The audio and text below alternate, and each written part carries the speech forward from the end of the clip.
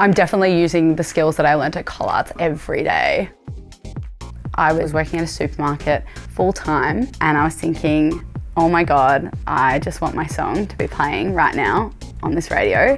And it's really annoying. I ended up hearing about Collarts from a friend, and then they talked about Pop Academy where you could go to Germany, and I was like, that's it, I'm going. Now I'm busking on Backstreet Mall and producing music for other artists. To be able to play music every day and get paid for what I love doing is pretty insane.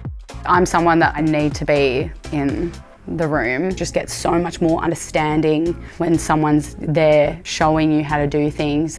The studio is crazy. All the incredible facilities definitely motivates me to want to learn, to be able to go in and just like create weird sounds. You never know what will come from making a weird sound. It could turn into an entire track. Really amazing to be able to do and be marked on your own aesthetic. I just love music, so the fact that I can go out there and do what I love every day, it was the best decision I ever made.